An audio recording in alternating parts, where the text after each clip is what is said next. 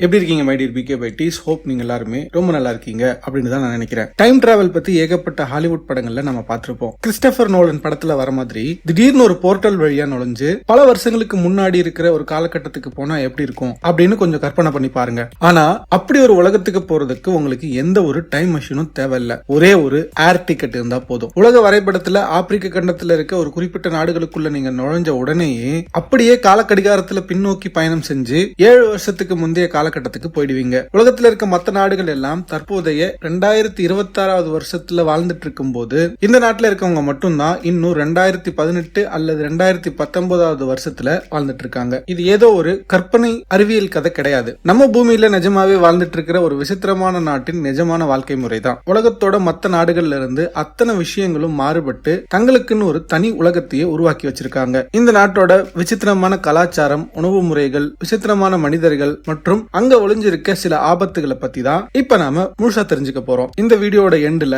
இந்த நாட்டை பத்தின ஒரு மாசான இன்செட் கெரியர் போனஸ் பாயிண்ட் காத்துக்கிட்டு இருக்கு. கொஞ்சம் கூட கவனம் சதுராம பார்த்தா மட்டும்தான் இந்த மர்மமான உலகத்தோட பின்னணி உங்களுக்கு புரியும். சோ இன்னும் ஏன் வெயிட் பண்ணிக்கிட்டு உங்க சீட் பெல்ட் மாட்டுங்க. இன்னைக்கு நம்ம போக போற நாடு எத்தியோப்பியா.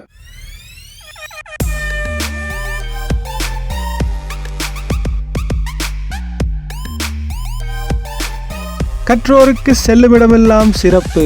நான் உங்க பிகே, இது நம்ம பிகே பைட்ஸ்.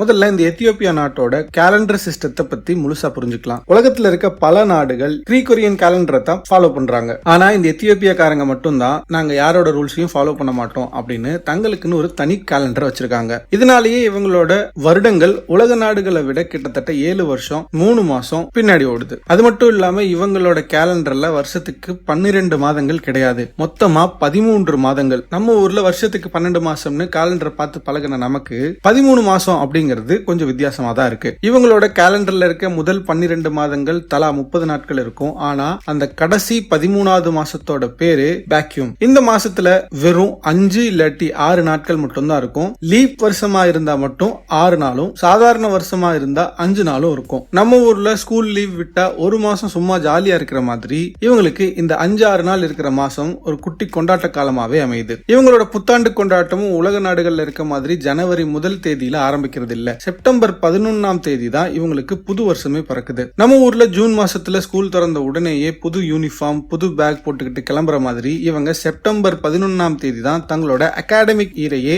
ஆரம்பிக்கிறாங்க. ஸ்கூல், காலேஜ், ஆபீஸ் எல்லாமே அன்னைக்கு தான் ஃப்ரெஷ்ஷா ஸ்டார்ட் ஆகும். ஜனவரி 7ஆம் தேதி தான் இவங்களோட கிறிஸ்துமஸ் செலிப்ரேஷன் நடக்கும். இதுக்கு பின்னாடி ஒரு வரலாற்று உண்மை இருக்கு. முன்னாடி உலக நாடுகள் எல்லாமே ஜூலியன் கேலண்டரை தான் பயன்படுத்திட்டு இருந்தாங்க. ஆனா கடந்த 1582வது வருஷத்துல போப் கிரிகோரி அதை மாத்தி கிரிகோரியன் கேலண்டரை அறிமுகப்படுத்தினாரு. உலகத்துல இருக்க பல நாடுகள் அதை ஏத்துக்கிட்டாலும் எத்தியோப்பியா மாதிரியான சில நாடுகள் அதை கடுமையா எதிர்த்து நாங்க எங்க பழைய முறையிலேயே தான் இருப்போம் அப்படின்னு பிடிவாதமா நின்னாங்க. இன்னைக்கும் அவங்க உலகத்தை விட 7 வருஷம் பின்னாடி வாழ்ந்துகிட்டு இருக்காங்க. இவங்களோட விசித்திரமான சிஸ்டம் இதோட முடியல. நேரத்தை கணக்கு போடுறதுலயும் இவங்க உலகத்தையே குழப்பி வச்சிருக்காங்க. நம்ம ஊர்ல நைட்டு 12 மணி ஆனா அடுத்த நாள் பிறக்குது. AM மற்றும் PM நேரத்தை பிரிச்சு வச்சிருக்கோம். ஆனா எத்தியோப்பியாவுல AM and PM அப்படிங்கிற கான்செப்டே கிடையாது. சூரியன் எப்ப உதயமாகுதோ அப்பதான் அவங்களுக்கு நாளின் முதல் மணியே ஆரம்பிக்கும். அதாவது உலக நேரப்படி காலை 6 மணி அப்படிங்கிறது எத்தியோப்பியாக்காரங்களுக்கு 0 அல்லது 1 மணி அப்படிங்கிறது பொருள்படும். சூரியன் மறையிற மாலை 6 மணி அப்படிங்கிறது அவங்களுக்கு 12 மணி. அவங்க நேரத்தை முழுக்க முழுக்க சூரியனோட வெளிச்சத்தை வச்சு மட்டும் தான் கணக்கு போடுறாங்க. இதனாலேயே வெளிநாட்டுல இருந்து அங்க போறவங்க தங்களோட வாட்ச்ல இருக்கிற நேரத்தையும் அங்க இருக்கிற லோக்கல் நேரத்தையும் பார்த்து கன்ஃபியூஸ் ஆகி கிறுகிறுத்து போறாங்க. ஒருவேளை அங்க இருக்கிற ஒருத்தர் உங்ககிட்ட 4 மணிக்கு மீட்டிங் வரேன் அப்படின்னு சொல்றாருன்னா நீங்க உலக நேரப்படி காலை 10 மணிக்கு அங்க போகணும். இந்த டைமிங் சிஸ்டத்தை புரிஞ்சுக்கிறதுக்குள்ளேயே நமக்கு ஒரு செமத்தியான பிரெயின் டேமேஜ் ஆகிடும். ஆனா இந்த நாடு வரலாற்று ரீதியா ரொம்பவே பழமையானது. எத்தியோப்பியா கிட்டத்தட்ட கிபி 980வது வருஷத்திலிருந்தே தோற்றுவிக்கப்பட்ட ஒரு வரலாற்று சிறப்பு மிக்க நாடு. உலகத்திலேயே மிக பழமையான நாடுகள்ல இதுவும் ஒண்ணு. ஆரம்ப காலகட்டத்தில் இந்த நாட்டை அபிசீனியா அப்படிங்கிற பேர்ல தான் கூப்பிட்டு இருந்தாங்க. ஆப்பிரிக்க கண்டத்தில் இருக்க மற்ற நாடுகள் எல்லாமே ஏதாச்சும் ஒரு காலகட்டத்துல பிரிட்டிஷ்காரங்களோட அல்லது பிரெஞ்சுக்காரங்களோட அடிமையா இருந்திருக்கும். ஆனா எத்தியோப்பியா மட்டும் வரலாற்றில் யாருக்குமே அடிமையா இருந்ததா ப்ரூஃபே இல்ல. இவங்களை அடிமைப்படுத்த யாருமே முயற்சிக்கலையா அப்படின்னு கேட்டா, இத்தாலி நாடு ஒரு முறை பெரிய ஆர்மியை வச்சு இவங்களை பிடிக்க ட்ரை பண்ணாங்க. ஒரு ரயில்வே ப்ராஜெக்ட் மூலமா எத்தியோப்பியாவுக்குள்ள நுழைஞ்சு நாட்டை ஆக்கிரமிக்க இத்தாலி பிளான் பண்ணுச்சு. ஆனா எத்தியோப்பியாக்காரங்க சும்மா கெத்தா அந்த ப்ராஜெக்ட முடிச்ச உடனேயே இத்தாலி ஆட்களை நாட்டை விட்டு உதச்சே விரட்டினாங்க. அந்த வெற்றியை இன்னைக்கும் இவங்க விக்டரி ஆஃப் அத்வா அப்படிங்கிற பேர்ல ஒரு மிகப்பெரிய தேசிய பண்டிகையா கொண்டாடிட்டு இருக்காங்க. இவங்களோட சுதந்திர வெறி உண்மையிலேயே பாராட்டுக்குரியது. அடுத்து இங்க வாழ்ற சில பழங்குடியின மக்களை பத்தி பார்ப்போம். எத்தியோப்பியாவில் இருக்கிற ஓமோ வேலி அப்படின்ற பள்ளத்தாக்கு தான் உலகத்திலேயே மிக விசித்திரமான மனிதர்கள் வாழ்ற இடமா இருக்கு. இங்க முர்சி மற்றும் சூரி அப்படின்னு 2 பழங்குடியின மக்கள் வாழ்ந்துட்டு இருக்காங்க. இந்த கபிலையில இருக்கிற பெண்கள் தங்களோட கீழ் உதட்டுல ஒரு பெரிய மண்பாண்ட தட்டையோ அல்லது மரத்தால் ஆன தட்டையோ மாட்டிக்கிட்டு தெரிவாங்க. இதை பாக்குறதுக்கே ரொம்ப பயங்கரமாவும் ஆச்சரியமாவும் இருக்கும். ஆரம்பத்துல இந்த பழக்கத்தை எதுக்காக கொண்டு வந்தாங்க அப்படின்னா, முன்னாடி காலத்துல வியாபாரிகள் இந்த காட்டுப்பகுதிக்குள்ள வந்து பெண்களை கடத்திட்டு போவாங்களாம். அவங்க கிட்ட இருந்து தப்பிக்கிறதுக்காகவும் தங்களோட முகத்தை விகாரமா காட்டிக்கிறதுக்காகவும் பெண்கள் தங்களோட கீழ் உதட்ட ஓட்ட போட்டு இந்த தட்டை மாட்டிக்கிட்டு இருந்தாங்க. ஆனா போக போக இதுவே அவங்களோட பாரம்பரிய அடையாளமா மாறிடுச்சு. இப்போதைய காலகட்டத்தில் இந்த தட்டு எவ்வளவு பெருசா இருக்கோ அந்த பெண் அவ்வளவு அழகுன்னு அங்க இருக்கவங்க முடிவு பண்றாங்க. அந்த பெண்ணுக்கு கல்யாணம் ஆகிறப்ப அதிகப்படியான வரதட்சணையும் கௌரவமும் கிடைக்குது. இந்த கபிலையில இருக்க ஆண்கள் தங்களோட வீரத்தை நிரூபிக்கிறதுக்காக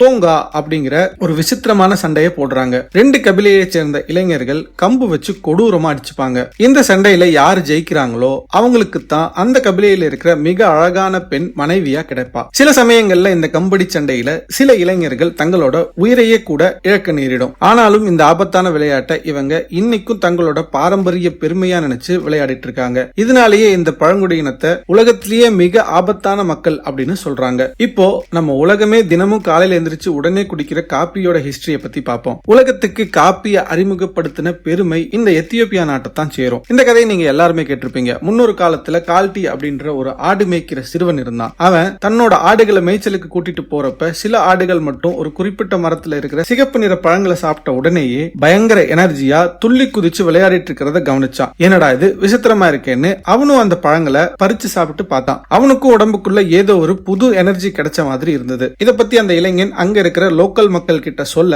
அவங்க அதை சுடுதண்ணியில போட்டு கொதிக்க வச்சு குடிக்க ஆரம்பிச்சாங்க. அப்படி உருவானதுதான் இன்னைக்கு உலகத்தையே ஆட்டி படைக்கிற காஃபி. அந்த சிறுவனோட நினைவா இன்னைக்கும் கால்டி காஃபி அப்படின்னு ஒரு மிகப்பெரிய பிராண்ட் உலகம் முழுக்க ரன் ஆயிட்டு இருக்கு. எத்தியோப்பியாவில் காபி அப்படிங்கிறது வெறும் ஒரு பானம் மட்டும் கிடையாது. அது அவங்களோட கலாச்சாரத்தோட கலந்த ஒரு விஷயம். இவங்க வீட்டுக்கு எந்த கெஸ்ட் வந்தாலும் அவங்களுக்கு காஃபி கொடுத்து உபசரிக்கிறது அவங்களோட கடமை. இதுக்காகவே இவங்க காஃபி செரிமனி அப்படின்ற ஒரு பெரிய சடங்கையே நடத்துறாங்க. இவங்களோட காடுகள் எவ்வளவு வளமானதுன்னா நீங்க விதையை போடவே தேவையில்லை, தானாவே காஃபி செடிகள் காடு முழுக்க வளர்ந்து கிடக்கும். யுனெஸ்கோவோட அறிக்கையின்படி முன்னாடி எத்தியோப்பியாவோட 40% பகுதியில காஃபி காடுகள் இருந்ததாகவும் இப்போ அது குறைஞ்சு வெறும் 30% ஆகிட்டதாகவும் சொல்றாங்க. ஆனாலும் இங்க இருக்கிற மக்களுக்கு காஃபி மேல இருக்க காதல் மட்டும் இன்னைக்கும் குறையவே இல்லை. உணவு பழக்க வழக்கங்கள்ல இவங்க வச்சுக்கிட்டு இருக்க சட்டத்திட்டங்கள் இன்னும் விசித்திரமானது. இவங்க விரதம் இருக்க நாட்கள்ல பால் மற்றும் பால் சார்ந்த உணவுகளை தொடவே மாட்டாங்க. ஏன்னா இவங்களோட சட்டப்படி பால் அப்படிங்கிறது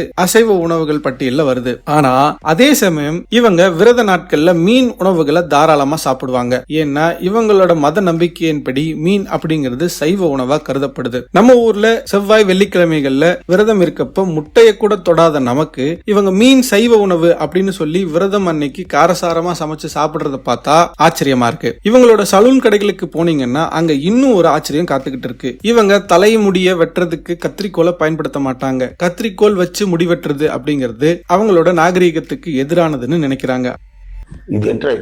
அதனால முழுக்க முழுக்க ட்ரிம்மர் மெஷின்களை வச்சு மட்டும்தான் விதவிதமான டிசைன்கள்ல ஹேர் கட் பண்ணுவாங்க. ஒரே குழப்பமா இருக்குல்ல. இவங்களோட தேசிய விலங்கு சிங்கம். சிங்கத்தின் மீது இவங்களுக்கு அலாதியான பிரியம் உண்டு. அதே மாதிரி இங்க இருக்க மக்கள் ரொம்பவே அன்பான மக்களா இருப்பாங்க. 2 நண்பர்கள் ரோட்ல சந்திச்சுக்கிட்டாங்க அப்படின்னா சும்மா ஹாய் பாய் அப்படின்னு சொல்லிட்டு போக மாட்டாங்க. குறைஞ்சது 10 நிமிஷமாவது நின்னு ஒருத்தரோட குடும்ப விவரங்கள், மாடு கன்றுகளோட சுகம், உடம்பு எப்படி இருக்கு அப்படின்னு அக்கு வேறா ஆணி வேறா விசாரிச்சு சம்பாரிச்சுட்டு தான் அடுத்த வேலையை பார்க்கவே போவாங்க. இன்னும் இந்த வீடியோவை கண்டினியூவா பார்த்துட்டு இருக்க ஒரிஜினல் பிகே பைட்டிஸ்க்காக இதோ இந்த போனஸ் பாயிண்ட். தற்போதைய காலகட்டத்தில் இந்தியாவிலிருந்து ஆப்பிரிக்காவின் மற்ற நாடுகளுக்கு டிராவல் பண்றவங்களுக்கு எத்தியோப்பியா ஒரு மிகப்பெரிய ஏவியேஷன் மற்றும் கனெக்டிவிட்டி ஹப்பா மாறி இருக்கு. எத்தியோப்பியா நாட்டோட அடிஸ் அபாபா நகரங்கள்ல இருக்கிற ஏர்போர்ட், ரேடார் மற்றும் செக்யூரிட்டி சிஸ்டம் இதெல்லாம் உலகத்தரம் வாய்ந்தது. இதனாலேயே ஆப்பிரிக்காவுக்கு பிசினஸ் ட்ரிப் போறவங்க எத்தியோப்பியாவின் ஏர்லைன்ஸ் மூலமா டிராவல் பண்றாங்க. இது ரொம்பவே சேஃபான ஒரு ஆப்ஷனா இருக்கு. அது மட்டும் இல்லாம தற்போதைய 2026 எக்கோ டூரிசம் குளோபல் ட்ரெண்டிங் படி எத்தியோப்பியாவோட காஃபி காடுகளுக்கு நடுவுல இருக்கிற பாரம்பரிய ரெசார்ட்டுக்குள்ள தங்கி அங்க இருக்கிற லோக்கல் காஃபி விவசாயிகளோட சேர்ந்து காஃபி அறுவடையை செய்யறதுக்கு உலக நாடுகள்ல இருந்து ஏகப்பட்ட டெக் மற்றும் கரியர் ப்ரொஃபஷனல்ஸ் அங்க விசிட் பண்றாங்க. உங்களோட அடுத்த டிராவல் பிளான்ல இந்த மர்மமான மற்றும் ஆச்சரியமான நாட்டை சேர்த்துக்கோங்க. சோ அவ்வளவுதான் மை டியர் பிகே பைட்டிஸ். இந்த வீடியோ உங்களுக்கு ரொம்பவே யூஸ்ஃபுல்லா இருந்திருக்கும் அப்படின்னு நான் நம்புறேன். இதே மாதிரியான ஒரு ஒரிஜினல் கண்டென்ட்டோட நான் உங்களை நெக்ஸ்ட் மீட் பண்றேன். அன்டில் தென் பாய். நான் உங்க பிகே. இது நம்ம பிகே பைட்ஸ்.